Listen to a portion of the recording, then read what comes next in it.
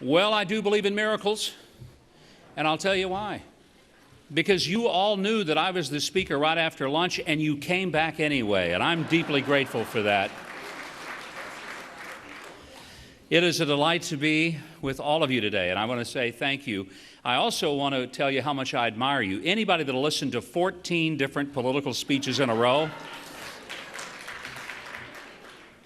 proof positive that there is a certain level of extraordinary patience and long-suffering with Jewish people, and you've proven that here today. I'm a Baptist, and I would never last that long, I can tell you right now.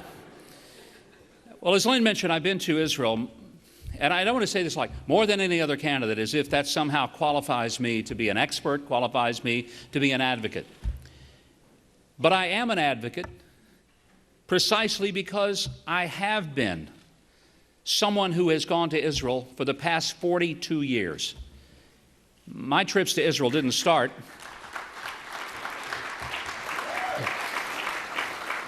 I thought for a moment there it was going to be the definition of one-hand clapping. But my interest in Israel, my relationship with Israel, is not something that happened as a result of my running for office and feeling that I somehow had to appeal to a segment of the Republican audience that would be very happy that I was a supporter of Israel. It happened quite naturally. At the age of 17, just a month before my 18th birthday, a gentleman who was to become my college roommate in 2 months and I went to the Middle East, and we traveled all over the Middle East, places that I probably couldn't and wouldn't go today. Syria, Lebanon, Jordan, Turkey, and Israel. And when I went to Israel, something happened inside of me that I can't explain, but you'll understand it. And that is, it's a place I'd never been in my life, but I felt like I was at home. Now keep in mind, in 1973, the modern Israel was 25 years old. It was a struggling little country that frankly was still trying to get up on its feet. Its economy was tough. Many of the people lived in the kibbutzim. Very few people had a real sense that it would be what it is today in terms of the economic and technological powerhouse that it is. Israel's economy was largely selling some oranges and bringing some tourists over. But it was very evident that the pioneer spirit that existed in that nation was as close to anything that resembled the American spirit that I had ever witnessed, for sure. And I realized from that point on that the United States and Israel don't merely have an organizational relationship because we have mutual interest. We have an organic relationship because both of our countries were founded by people who had the vision to give their children and their future generations something of liberty and of freedom, and to give them the ability to have religious liberty so that their beliefs would not be trampled out by voices of tyranny.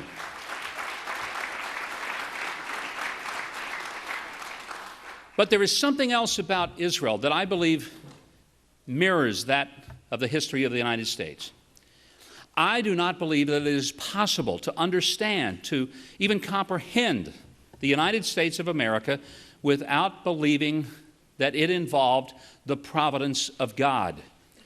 And I do not believe that it is possible for anybody to look at the remarkable, stunning history, not only of ancient Israel, but of the modern nation of Israel, and somehow believe that that could be without the providence and the hand of Almighty God. There is simply no other explanation. I am one who believes, and this is not a political view, this is deeply personal, and whether I'm in politics or not, I still hold this view. I held it when I was a teenager. I held it long before I ever got into politics, and 100 years from now, I will still hold it.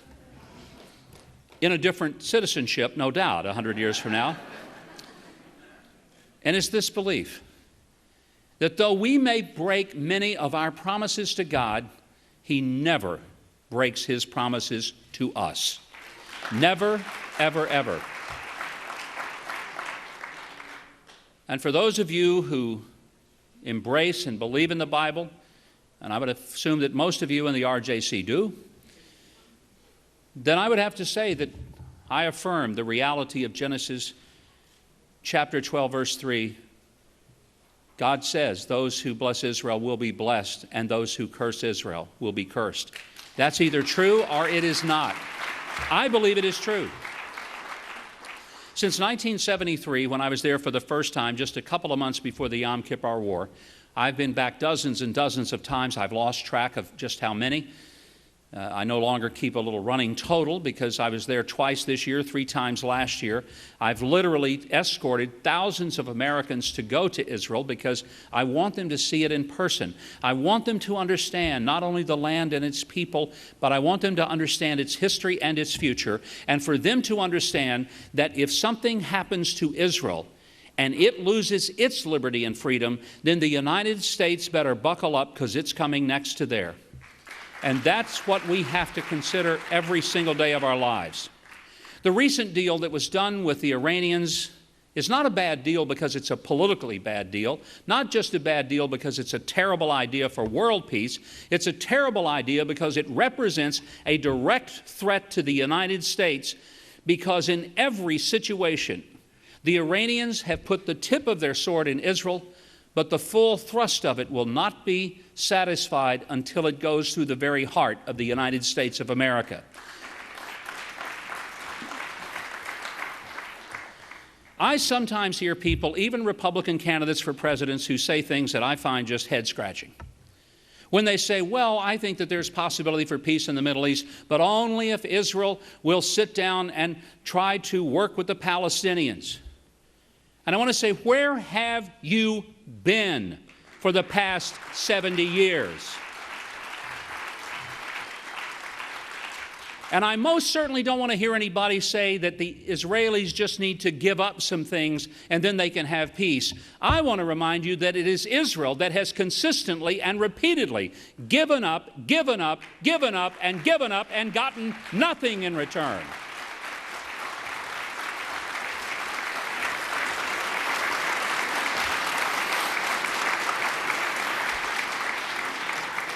Last June, Naftali Frankel, one of 3 young Israeli boys, was going home from school, was kidnapped at a bus stop, and was savagely murdered by Palestinian thugs. The day before they found his body, I was in the home of Naftali Frankel, just outside of Jerusalem, visiting with his absolutely amazing mother and father. I was there because I wanted to express to them not just my sympathy, but my support and my commitment that there cannot be ever a concession, that Israel would be expected to continue to give up not just land, but to give up their sons and daughters as long as the Palestinians continue to teach their children in school books that it is okay to kill Jews. That is not a concession that any nation should ever be willing to make. And no American president should ever put the pressure on Israel to give up land that God gave them the title deed to, whether it's the land of Israel, and that includes Judea and Samaria.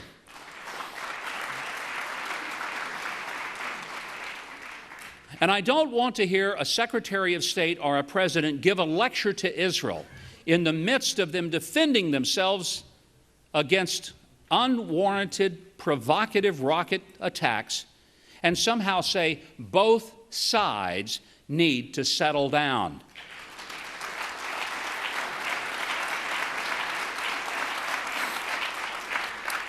Again, my wife and I were in Israel last August when Hamas was firing rockets out of Gaza, aiming specifically, intentionally for civilian targets because they wanted to bring as much carnage as was possible to the innocents of Israel. And my blood boiled because I was there when John Kerry gave a press conference in which he called for both sides to tamp down the violence. And I wanted to say, Mr. Kerry, maybe you should come and see what I'm seeing, because what I'm seeing is this. Hamas is putting children and unarmed women in front of their weaponry. The Israelis are putting their weaponry in front of their children and their women, trying to protect them. There is not an equivalency here. This is not sameness. This is not about both sides trying to somehow calm down. This is about one side trying to murder innocent people and another side trying to protect their families as they have a God-given right to do.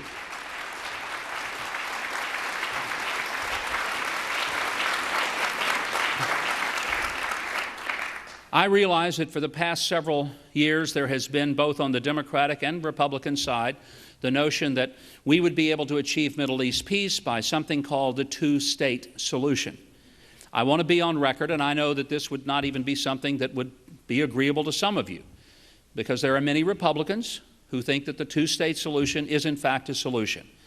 I consider it no solution whatsoever.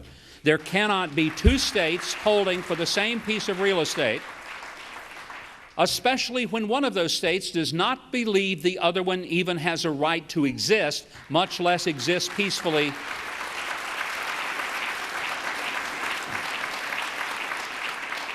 In fact, when I take groups to Israel, and I take Americans, most of whom are there for the first time, I always get a Palestinian map, easily found in the old city. And I'll get the map out and I'll show some skeptical American who says, well, I think we should have a two-state solution. I said, really? Well, let's take a look and see what the Palestinians say about it. They said, why don't you find Israel on this map? And they look, and I said, well, where is it? And they say, well, it's not there. And I said, and that's the problem. If it were left to the Palestinians, it wouldn't be there. And that's why you can't have two governments wanting to own the same piece of real estate. So why don't we leave it in the hands of the government to whom it was originally given? And why don't we leave it into the hands of those who will protect not only the antiquities, but respect the religions, not only of the Jews, but also of the Muslims and of the Christians? I ask you, how many synagogues are being built in Saudi Arabia? I ask you today, how many churches are being allowed for construction in Tehran? And we know the answer, none. But today, as a Christian, I am free to go to Israel and to express and experience my own spiritual journey, as are Muslims, as are Jews. In no other country on this earth are religious traditions respected, appreciated, and protected like they are in Israel.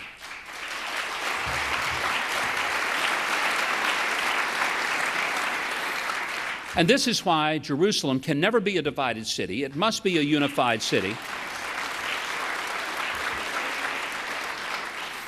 And it's why that the next President of the United States, if his name is Mike Huckabee, will do something that presidents have hinted about and talked about but have never done because they're afraid it's an act of provocation. My friend, act of provocation is when terrorist groups continue to fire rockets into civilian territory. The United States needs to finally make the definitive statement of who it's taking sides with and move its embassy to Jerusalem and once and for all declare, we know who our peace partner in the Middle East is, and it is Israel.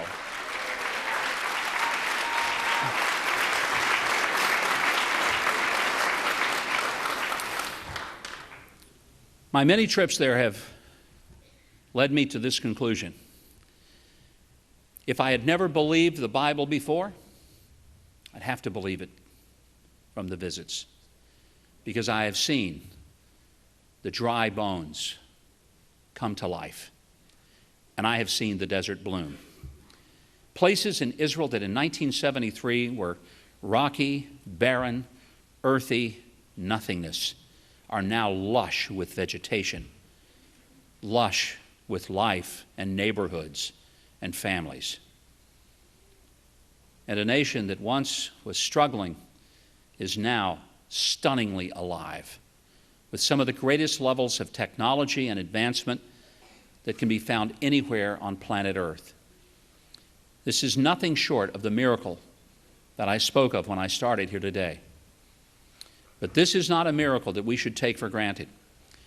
And if the United States ever has one strategic foreign policy decision to make, it needs to make the strategic foreign policy decision that it recognizes who its friends are and who its enemies are.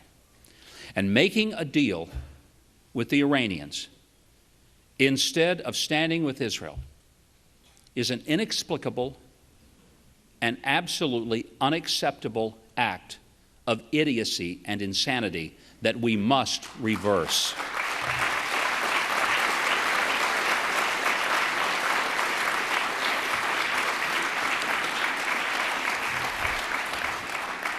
And I don't want to see another American president ever put more pressure on Israel to stop building bedrooms for its growing families in Judea and Samaria than it's putting on Iran to build bombs that would be used against those children growing up in Judea and Samaria.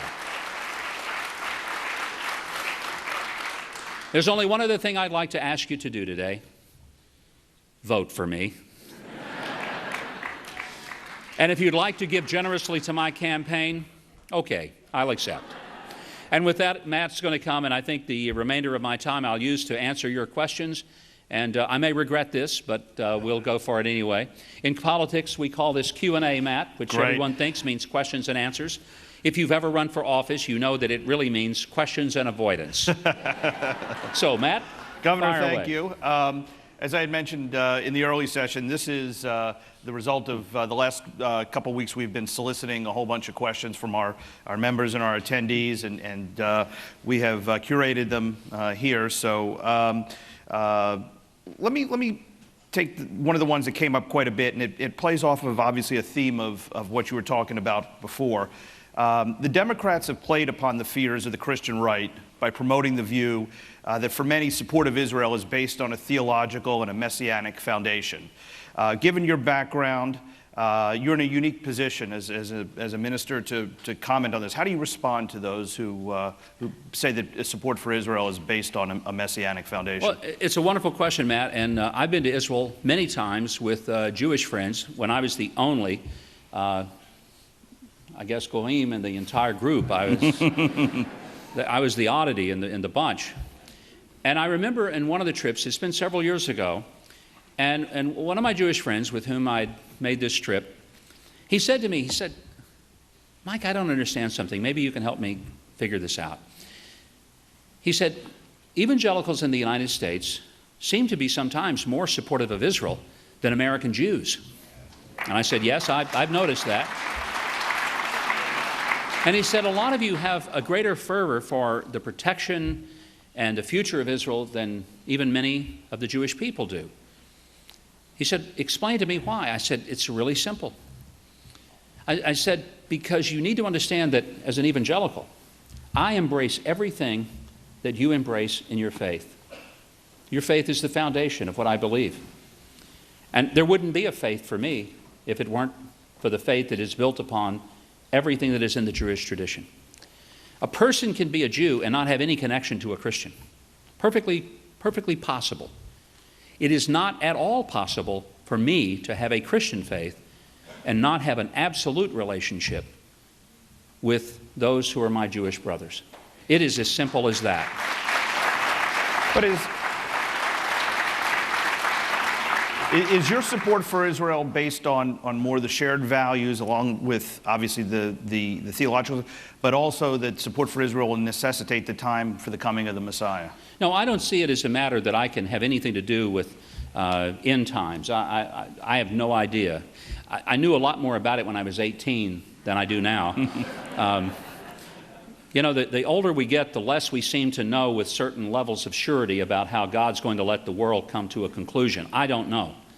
But here's what I know. I know with all my heart that God is going to keep his promise to his people. And I believe he has made a covenant with his people, the Jews. And he will keep that covenant. And I don't want to do anything to, in any way, violate that covenant, stand in its way. But even if there were no covenant, even if there was no theological basis for me to have a relationship with Israel and the Jewish people, I would have a relationship and I would still have the same views because, as I said in the beginning, there is no country on this earth with whom we have a more organic relationship than we do with Israel. There's no country that more mirrors who we are as Americans. And there's frankly no country with whom we have a more vital strategic role in sharing intelligence and military opportunities, because we face the same ultimate enemy that is trying to kill you and trying to kill me, and that's radical Islamic jihadism. And if we do not understand that that is our enemy, we are not each other's enemies, we are each other's friends. But radical Islamic jihadism wants to kill all of us, starting with Israel and ending with the United States and the rest of Western civilization. And that's what's at stake for my kids, and more importantly, for my 5 grandkids. I wanted to see if I could, because there was a couple of questions about this, and it's an opportunity now to pivot on some domestic issues if I can. Obviously, as a governor of a deep South state, I think it would be very interested to get your opinion and your thoughts on the state of race relations in this country. I thought we were moving in many ways in a positive direction in race relations. And this will come as some surprise to some of you, but after the election of Barack Obama, who I did not vote for, and I campaigned vigorously for the person who beat me for the nomination in 2008, John McCain. But after the election, as a child who grew up in the 50s and the 60s and saw what real segregation did to people and saw what racism looked like through the Jim Crow laws and hated it even as a child, I was very optimistic and hopeful that the election of an African American president would be a new day in America for race relations. To be honest with you, I thought that in my lifetime as a kid, I never thought I'd live to see that day. And there was a part of me as an American, forget that I was a Republican, I'm an American first, and I was proud to see that our country had moved past judging people by the color of their skin. And I thought that this is an opportunity for America to move forward. And I think Barack Obama could have been one of the great presidents of all time. But he chose not to be. Because what he chose to do was to bring a divisive spirit and attitude to the job of president, the likes of which I've never seen in my lifetime. And today, I think that we are as divided on race as we have been in decades. I do not believe it is a permanent division, and I believe it can be repaired. But it has to be repaired because we go back to the dream of Dr. King, that we will judge people not by the color of their skin, but by the character of their heart. And that ought to be the basis of all American relationships.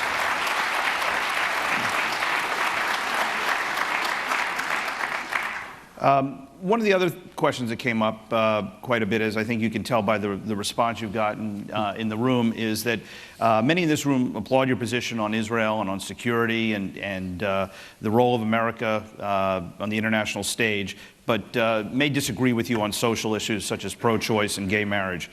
How would you convince people who are staunchly pro-choice or pro-gay marriage to vote for you? I probably wouldn't.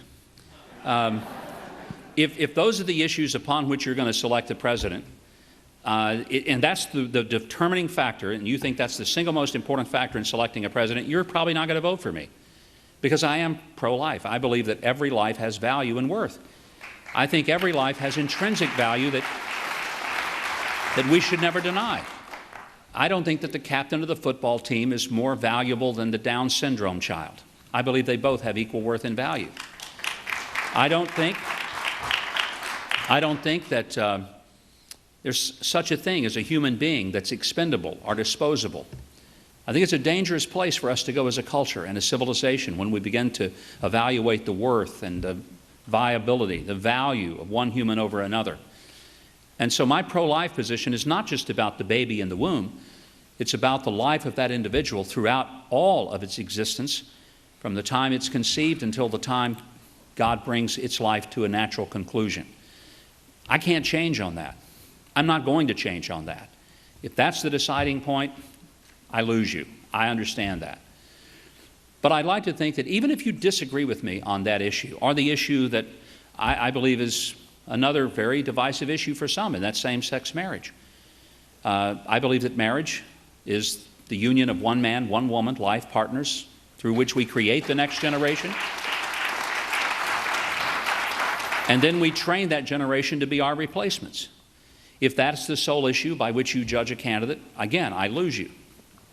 But on the other hand, if you look for a candidate who has those convictions because they're deeply held, and you know where I'm coming from, and you know that they're not political positions for me, and you'd rather have someone that you disagreed with, but someone that isn't going to change his mind every election cycle like Barack Obama did when he said that his position on marriage was the same as mine in 2008 before he changed it 3.5 years later. So if you want consistency, I can give it to you. If you want someone who's going to change with the latest political poll, I'm quite certain you can look on the stage and you'll find somebody whose positions have shifted through the years and will shift for you for the right level of support. Look, I believe the next president has many jobs. One of them is to be the commander-in-chief, not the meteorologist-in-chief.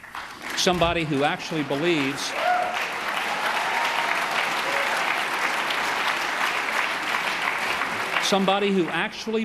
that the greatest threat to civilization is a beheading, not a sunburn, and I wish the president understood that.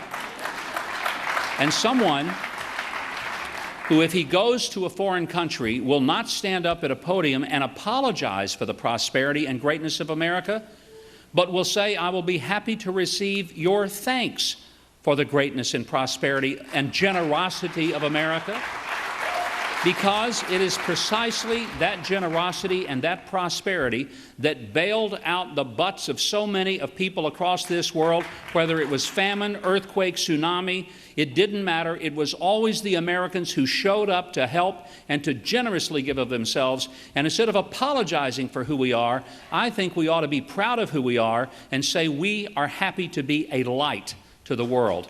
We're not part of the darkness. We're part of the light.